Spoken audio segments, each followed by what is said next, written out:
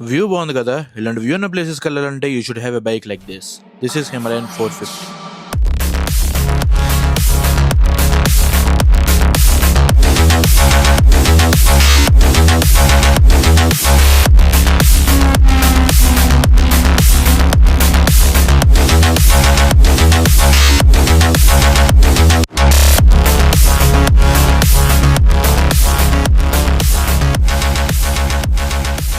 ఇదే మన royal Enfield Himalayan 450. So ఈరోజు అయితే దీన్ని రివ్యూ చేయబోతున్నాం అండ్ ఆల్సో ఓనర్షిప్ రివ్యూ కూడా తీసుకుందాం. ఎవరైతే టూరింగ్ చేద్దాం అనుకుంటున్నారో లేదా హైవే రైడ్స్ చేద్దాం అనుకుంటున్నారో వాళ్ళకైతే చాలా బాగా సెట్ అవుతుంది అనమాట ఈ బైక్. సో ఈ బైక్ ఓవర్వ్యూ అయితే చూద్దాం. ఫస్ట్ ఆఫ్ ఆల్ ఫ్రంట్ని చూసుకుంటే మనకి ఎల్ఈడి హెడ్లైట్ ఉందన్నమాట. ఇవి టర్నింగ్ ఇండికేటర్స్ అవి కూడా ఎల్ఈడి అయితే ప్రొవైడ్ చేశారు. దానిపైన చూసుకుంటే మనకి విండ్షీల్డ్ అయితే ఉందన్నమాట.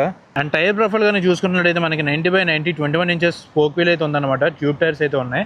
అండ్ ఆల్సో ఫ్రంట్ డిస్క్ వచ్చేసరికి 320mm ఆఫ్ డిస్క్ అయితే ప్రొవైడ్ చేశారు. అండ్ ఫ్రంట్ నుంచి చూడడానికి అయితే ఇలా ఉంటుంది మనకి హిమాలయన్ 450 లుక్ అయితే. అండ్ అక్కడ చూసుకుంటే మనకి హిమాలయన్ బ్రాండింగ్ అయితే ఉంది. అండ్ సస్పెన్షన్ వచ్చేసరికి ఫ్రంట్ అప్సైడ్ డౌన్ సస్పెన్షన్ అయితే వస్తుంది with 200mm of travel. And also ఇక్కడ చూసుకుని మనకి క్రాష్ గేర్ అయితే ప్రొవైడ్ చేశారు ట్యాంక్ పక్కనే. అండ్ ఇక్కడ చూసుకోవచ్చు రాయల్ ఎన్ఫీల్డ్ బ్రాండింగ్ అయితే ఉంది. ఇది వచ్చేసరికి కంపెనీ ఫిటెడ్ క్రాష్ గేర్ అయితే వస్తుంది అనమాట మనకి. అండ్ ఇంజన్ వచ్చేసరికి మనకి 452cc ఇంజన్ అయితే వస్తుంది అనమాట, లిక్విడ్ కూల్డ్ ఇంజన్. అండ్ దీని పవర్ వచ్చేసరికి 40 PS of power and 40 Nm of torque అయితే వస్తుంది. అండ్ ఇక్కడ చూసుకుంటే మనకి రేడియేటర్ అయితే ఉందన్నమాట. పైన గార్డ్ కూడా వేయించారు ఆల్రెడీ. మీకు ఒకసారి ఓనర్ రివ్యూ కూడా ఇప్పిస్తాను. ఓనర్ అయితే మనతోనే ఉన్నారు. అండ్ ఆల్సో చూసుకోవచ్చు సింగిల్ సిలిండర్ ఇంజిన్ కాబట్టి. అండ్ ఒకసారి దీని ఎగ్జాస్ట్ నోట్ కూడా మీకు వినిపిస్తాను. అండ్ బ్యాక్ సైడ్ చూసుకుంటే షాక్ అబ్జర్వర్ అయితే ఉందన్నమాట. అండ్ కంప్లీట్గా మనకి మెటల్ బిల్డ్ అయితే వస్తుంది. యాజ్ యూ కెన్ సీ ఇక్కడ చూసుకోవచ్చు Royal Enfields are meant to be metal. So అది. అండ్ ఇక్కడ కూడా చూసుకోవచ్చు చిన్న గ్రాఫిక్స్ అయితే వచ్చాయి. అండ్ ఇది కలర్ వచ్చేసరికి కాజా బ్రౌన్ కలర్ అనమాట. సో కలర్ అయితే చూడడానికి చాలా బాగుంది. అండ్ ఆల్సో నైట్ టైం వచ్చేసరికి మనకి వైట్ కలర్లో అనిపిస్తుంది ఇది. అండ్ బ్యాక్ సైడ్ టైర్ చూసుకుంటే మనకి 140/80 R17 ఇంచెస్ టైర్ అయితే వస్తుంది అనమాట. ఇది కూడా spoke wheels and also tube టైరే. ఒకవేళ మీరు దీంట్లో ట్యూబ్లెస్ ఆఫ్ చేసుకోవాలంటే మనకి అడిషనల్ 42K అయితే ఖర్చు అవుద్ది. అండ్ ఆల్సో డిస్క్ వచ్చేసరికి 270mm ఆఫ్ డిస్క్ అయితే వస్తుంది అనమాట. అండ్ ఇక్కడ మనం completely back side of the vehicle కనుక చూసుకుంటే మనకి ఇక్కడ హజార్డ్స్ అయితే ఉన్నాయి. దాన్ని ఇంటిగ్రేట్ అయితేనే మనకి టైల్ లైట్ కూడా ఉందన్నమాట. ఒకసారి మీకు అది కూడా ఆన్ చేసి చూపిస్తాను. అండ్ ఆల్సో కొత్త బైక్ సో టీఆర్ ప్లేట్ అయితే ఉంది. సో చూసుకోవచ్చు మనకి బ్రేక్ లైట్ అయితే అలా ఉంటుంది. అండ్ ఫ్యూల్ ట్యాంక్ కెపాసిటీ వచ్చేసరికి మనకి 17 లీటర్స్ ఆఫ్ ఫ్యూల్ ట్యాంక్ అయితే ఉంది. ఇది వచ్చేసరికి E20 కంపాటబుల్ అనమాట.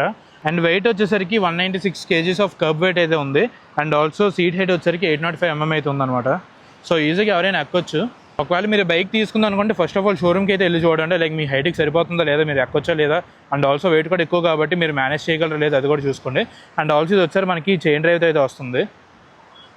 సో మనకి ఇక్కడ వచ్చే బటన్స్ కనుక చూసుకుంటే మనకి ఫస్ట్ ఆఫ్ ఆల్ ఇక్కడ హోమ్ బటన్ అయితే ఉంది. అండ్ ఆల్సో ఇది లైట్ అనమాట. పాస్ కూడా మనకి దీంట్లో ఇంక్లూడ్ అయితే ఉంటుంది అనమాట. And also turning indicators. And ఇక్కడ హార్న్ ఒకసారి విందురు కానీ. సో అదనమాట హార్న్ అయితే. అండ్ దాని పక్కనే మనకి జాయిస్టిక్ కూడా ప్రొవైడ్ చేస్తారు. డిస్ప్లేలో ఏమైనా కంట్రోల్స్ అవన్నీ చేంజ్ చేసుకోవడానికి అయితే. అండ్ ఆల్సో రైట్ సైడ్ కనుక చూసుకుంటే మనకి ఇక్కడ హజార్డ్ స్విచ్ అయితే ఉంది. అండ్ కింద కిల్ స్విచ్ అయితే ఉంది. అండ్ ఆల్సో మోడ్స్ అయితే ఉన్నాయి అనమాట. మోడ్ అయితే మీరు ఎక్కడి నుంచి సెలెక్ట్ చేసుకోవచ్చు. అండ్ బైక్కి కనుక చూసుకుంటే మనకి ఇలా ఉంటుంది అనమాట. సో ఇదైతే ఒకసారి మనం పెట్టి చూద్దాం. ఇన్స్ట్రుమెంట్ క్లస్టర్ అయితే ఆన్ చేసి చూపిస్తాను మీకు. ఇక్కడ చూసుకుంటే హిమాలయన్ బ్రాండింగ్ అయితే వచ్చింది.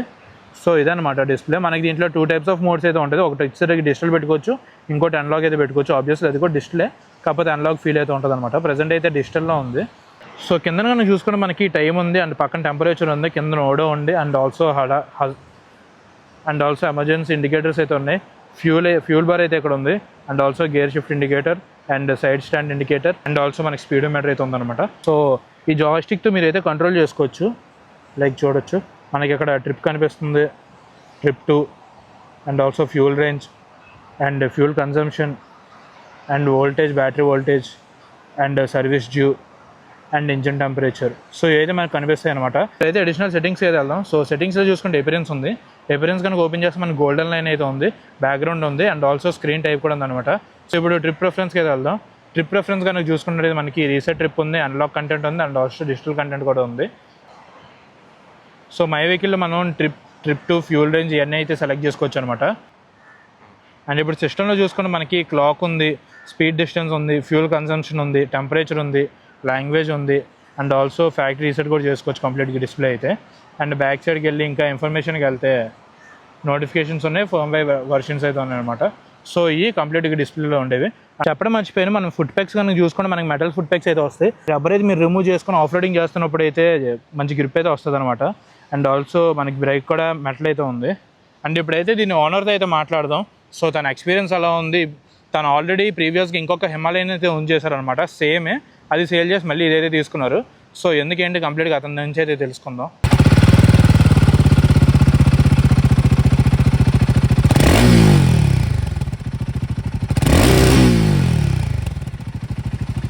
సో ఈ బైక్ ఓనర్ వచ్చేసరికి మనతోనే ఉన్నారు, తనే చిన్న ప్లేస్ వెయిట్ అనమాట.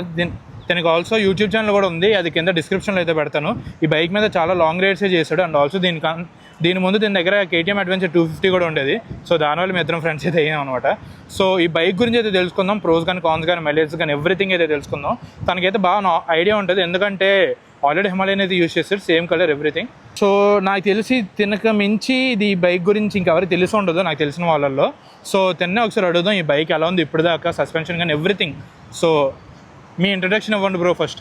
హాయ్ బ్రో, నా పేరు వచ్చేసరికి చిన్ను ప్లేస్ వైటి. నేను ప్రీవియస్గా సేమ్ హిమాలయన్ కాజా బ్రౌన్ అయితే యూజ్ చేశాను నేను. సో అదే వెహికల్ మళ్ళీ పర్చేస్ చేయడానికి కారణం వచ్చేసరికి దీని సస్పెన్షన్ అండ్ దీని పవర్ అయితే సూపర్ ఉంటుంది, నెక్స్ట్ లెవెల్. అండ్ నేను ఎంత లాంగ్ రైడ్స్ చేసినా కానీ నేను నా ప్రీవియస్ హిమాలయన్ మీద ఆల్మోస్ట్ 15K వరకు అయితే డ్రైవ్ చేశాను వితిన్ 4 months. నాకు ఎక్కడ ఇష్యూస్ అయితే ఏమీ రాలేదు. దానికి దీనికి చిన్న డిఫరెన్స్ ఏంటంటే అది ట్యూబ్లెస్, ఇది అయితే ట్యూబ్. అండ్ మెయిన్లీ దీని పవర్ వచ్చేసరికి నాకు చాలా నచ్చేది. 452cc కాబట్టి నేను ఎంత లాంగ్ ట్రావెల్ చేసినా కానీ నాకైతే ఎక్కడైతే పవర్ బ్యాకప్ అయితే అనిపించేది కాదు అసలు. సో బ్రో ఒకసారి ఈ బైక్ ప్రోస్ అయితే చెప్పు బ్రో. దీంట్లో ప్రోస్ వచ్చేసరికి దీని సస్పెన్షన్ బ్రో, నెక్స్ట్ వచ్చేసరికి దీని ఇంజిన్ పవర్, దాంతోపాటు ఇంకోటి హ్యాండ్లింగ్ కూడా చాలా బాగుంటుంది. ఇన్ కేస్ ఓవర్ స్పీడింగ్లో ఉన్నప్పుడు కూడా బాగా కంట్రోల్ అయితే అవుతుంది బైక్ అయితే. బ్రేకింగ్ ఇష్యూస్ అయితే అలాంటి ఇంతవరకు నాకైతే ఎప్పుడు రాలేదు, చాలా బాగుంటుంది. 120లో ఉన్నా కానీ సింపుల్ కంట్రోల్ అయితే అయిపోతుంది బ్రో బండి అయితే. దీని మీద వెళ్ళిన టాప్ స్పీడ్ అంతా నేను ప్రీవియస్ నా హిమాలయన్ మీద వెళ్ళింది అయితే 156 వరకు అయితే వెళ్ళాను బ్రో దాని మీద. అండ్ దీని కాన్స్ ఏమున్నాయి? దీనికి కాన్స్ వచ్చేసరికి mainly first chassis bro. Chassis అనేది కొద్దిగా ఇంప్రూవ్ చేశారు, కానీ ఫస్ట్ నుంచి వచ్చిన హిమాలయన్ 450కి అయితే కొద్దిగా చాసిస్ అయితే బ్రేక్ అయ్యే ఇష్యూస్ చాలా వచ్చాయి చాలా. అవును, అదే చాలా మంది 411 వాడేవాళ్ళు 450 వాడేవాళ్ళు కూడా చెప్తారు చాసి బ్రేక్ అని. నీకు ఎప్పుడైనా అంటే ఆ ఫీల్ అనిపించింది లేకపోతే ఏం అవ్వలేదు బ్రో. దీంట్లో నాకు ట్యూబ్లెస్ రిమ్స్ వచ్చేసరికి అవి చాలా డెలికేట్గా ఉండేవి. నేను డెలివరీ తీసుకున్నట్టే ఈవినింగ్ ఒక స్పీడ్ బ్రేకర్ ఇలాగా చూసుకోకుండా దూకి చేయడం వల్ల ఫ్రంట్ రిమ్ చిన్నగా బెండ్ వచ్చేసింది. అదొకటి మైనస్ అనుకోవచ్చు ఇక ట్యూబ్లెస్లో. అండ్ ఆల్సో దీంట్లో మైలేజ్ అంతా అచీవ్ చేసి సిటీలో కానీ యావరేజ్ కానీ అండ్ ఆల్సో హైవేలో కానీ మొత్తం. సిటీలో యావరేజ్ వచ్చేసరికి bro depends on driving style bro.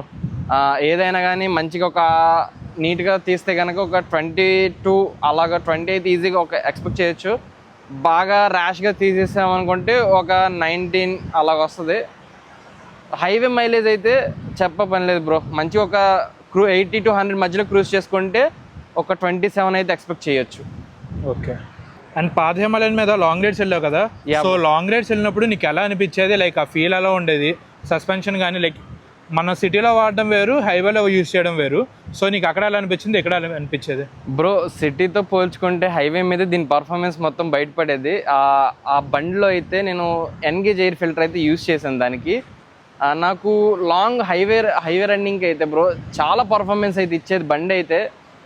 I think ఒక 130లో క్రూజ్ చేసినప్పుడు కూడా నాకు ఎక్కడ కూడా డిసప్పాయింట్ అయితే అయ్యేది కాదు. వైబ్రేషన్స్ అయితే అంత అయితే ఏమి ఉండవు బ్రో. అంత అంటే కొద్ది చిన్న వైబ్రేషన్ అనేది కామన్ రాయల్ ఎన్ఫీల్డ్ వెహికల్కి ఏదైనా కానీ. సీసీ పెరిగే కొద్ది ఏదైనా వైబ్రేషన్ పెరుగుతుంది. అండ్ నాకైతే వైబ్రేషన్స్ అంత అయితే అనిపించదు, ఎందుకంటే మనం హెల్మెట్ విత్ ఇంటర్కామ్ వాడతాం కాబట్టి. సో నాకైతే బెస్ట్ ఎక్స్పీరియన్స్ అయితే నేను మురుదేశ్వర్ బీచ్లో అనుకుంటా బ్రో. దీనికి మంచిగా ఆఫ్ రోడ్ అంతా చేసేసుకున్నాను, అక్కడ బీచ్లో బాగా తిరిగాను. వెహికల్ కూడా ఎక్కడ పర్ఫార్మెన్స్ అయితే బాగుందన్నమాట. ఓకే. సో ఈ బైక్ మీరు సజెస్ట్ చేస్తారు లేదా ఇది తీసుకోమంటారా, లేదా అడ్వెంచర్ 390 ఉంది కదా, సో అది తీసుకోమంటారా? సో అది చెప్పండి బ్రో. డెఫినెట్గా నేను ఇంతకు ముందు అయితే KTM ఓనర్ నేను కూడా, ఎందుకంటే KTM అనేది రా పవర్ అది. అండ్ ఇది వచ్చేసరికి సిటీకి ప్లస్ ట్రావెలింగ్కి చాలా బాగుంటుంది.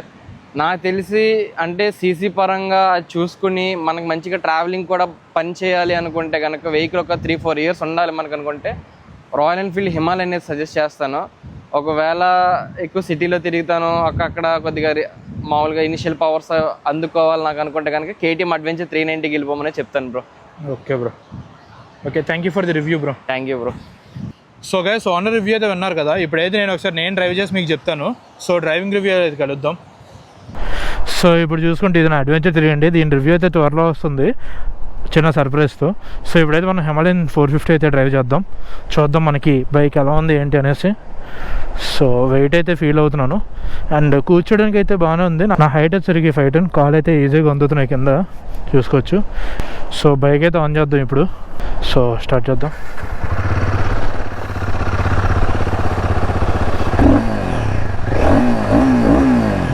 బీట్ బాగుంది. So first gear, let's go. So ఈ బైక్ వచ్చేసరికి ఎవరైతే హైవే రైడింగ్ చేద్దాం అనుకుంటున్నారో వాళ్ళకైతే చాలా బాగా సూట్ అవుద్ది. సో లాగుతుంది బండి అయితే మాత్రం బాగుంది ఇనిషియల్ అయితే. అండ్ సిటీలో ఒకవేళ రైడ్ చేద్దాం అనుకుంటే కొంచెం వెయిట్ అయితే ఫీల్ అవ్వచ్చు టర్నింగ్స్ ఇస్తున్నాడు అలాగా. మనకి దీంట్లో క్విక్ షిఫ్టర్ కానీ స్లిప్పర్ క్లచ్ కానీ అలాంటివి అయితే ఏం లేవు. సో నార్మల్ అనమాట ఇది. ఎవరైతే దీన్ని ఆఫ్ రోడింగ్ తీసుకెళ్దాం అనుకుంటున్నారో వాళ్ళకి ఒకటి చెప్పాలి ఏంటంటే, మనకి బైక్ వచ్చేసరికి ట్యూబ్ టైర్స్ అయితే వస్తుంది అనమాట. ఆఫ్ రోడింగ్ వెళ్తే మీకు పంచర్ అయ్యే ఛాన్స్ అయితే ఎక్కువ ఉంటాయి. సో ట్యూబ్లెస్ ఉంటే బాగుంటుంది. ఒకవేళ ట్యూబ్ టైర్స్ అనుకోండి పద్దాక టైర్ అయితే రిమూవ్ చేయాలి, రిమూవ్ చేసి మార్చడం అది పెద్ద కథ. సో ట్యూబ్లెస్ అయితే it would be better. Off roading మాత్రం చేసుకోవచ్చు బండితో. అండ్ ఆల్సో హైవే రైడింగ్ కూడా చాలా బాగుంది. మెయిన్లీ చాలామంది ఇది ఎవరైతే లాంగ్ రైడ్స్కి వెళ్తారో వాళ్ళైతే ప్రిఫర్ చేస్తారు. ఈ బైక్ అయితే ప్రజెంట్ స్టాక్లో ఉంది, నేను ఇంకా స్టాక్లో ఉంచమని చెప్పాను. సో ఈరోజు సాయంత్రం కానీ రేపు కానీ ఇది మాడిఫై అయితే అయిపోద్ది. లాగుతుంది, ట్రాట్లు ఇవ్వడం తక్కువ, లాగుతుంది. బ్రేకింగ్ కూడా చాలా బాగుంది. బయట అయితే ఉంది బ్రేకింగ్కి. ఇది కర్బ్ వెయిట్ వచ్చేసరికి 190 kgs అయితే ఉంది కదా.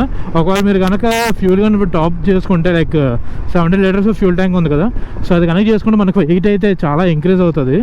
అండ్ మాట్లాడాల్సింది దీంట్లో సస్పెన్షన్ అబ్బా చాలా బాగుంది. నా బైక్ సస్పెన్షన్ అయితే మాత్రం అంతకేం బాగోలేదు, అది ట్యూన్ చేయడం ఏదో చేయాలి. సో ప్రజెంట్ ఈ సస్పెన్షన్ గురించి అయితే మాట్లాడదాం. This is so good. And also vibrations కూడా అంతకేం ఫీల్ అవ్వట్లేదు నాకు. రిఫైన్గా ఉంది బైక్ అయితే మాత్రం బాగా. సో ఇప్పుడైతే ఇన్స్ట్రుమెంట్ క్లస్టర్ చూసుకుంటే మనకి డిజిటల్ అయితే ఉంది కదా. సో ఇప్పుడు ఇదైతే అనలాగ్ పెడతా. ఏం లేదు, ఈ మోడ్ బటన్ లాంగ్ ప్రెస్ చేయడమే చూసుకోవచ్చు. సో ఇది వచ్చేసరికి అనలాగ్. నాకైతే అనలాగ్ ఇష్టం కంపేర్ టు ది డిజిటల్, చూడడానికి బాగుంటుంది. అండ్ ఆల్సో యానిమేషన్స్ కూడా స్మూత్గా ఉన్నాయి, ఫ్లూయిడ్గా ఉన్నాయి, ఎటువంటి లాగ్ అయితే ఏం లేదు యానిమేషన్లో కూడా. అండ్ ఆల్సో ఒకసారి మీకు దీంట్లో మోడ్స్ అయితే చూపిస్తాను. ఒకటి ఏంటంటే నాకు ఈ మిర్రర్స్ అయితే అంతగా విజిబిలిటీ ఏం తెలియట్లేదు. రౌండ్ మిర్రర్స్ ఉన్నాయి కదా, సో అంతగా అయితే విజిబుల్ అనిపించట్లేదు నాకు. సో ఇప్పుడు మోడ్స్ కనుక చూసుకుంటున్నట్టయితే పర్ఫార్మెన్స్లో ABS on, ABS off, and equal ABS on, ABS off. So మనకి 2 మోడ్స్ అయితే ఉన్నాయి. విత్ ఏబిఎస్ అయితే కంబైన్ విత్ ఏబిఎస్ అయితే మనకి 4 మోడ్స్ అయితే ఉన్నాయి. సో ఉన్న మోడ్స్ అయితే ఇవి. దీంట్లో ఎగ్జాస్ట్ నోట్ అయితే మాత్రం చాలా బాగుంది. ఆబ్వియస్లీ రాయల్ ఎన్ఫీల్డ్స్లో ఎగ్జాస్ట్ ఆర్ లైక్ కేక. సో సింపుల్గా బైక్ తీసుకెళ్ళొద్దు అనుకుంటే, if you want to go on highways or if you want to tour, మీరైతే బైక్ తీసుకోవచ్చు without any doubt. And off roading అయితే చెప్పాను కదా, టైర్స్ అయితే చేంజ్ చేసుకుంటే బెస్ట్ ట్యూబ్ నుంచి ట్యూబ్లెస్కి అయితే. సో అది. So that's it for the video guys. ఈ వీడియో నచ్చినట్లయితే make sure to like, share and subscribe to our channel. And also next A video కావాలో, లైక్ ఏ బైక్ మీద లేదా ఏ కార్ రివ్యూ కావాలో కామెంట్స్లో అయితే చెప్పండి. సో దట్ అది నేను తేడానికి అయితే ట్రై చేస్తాను.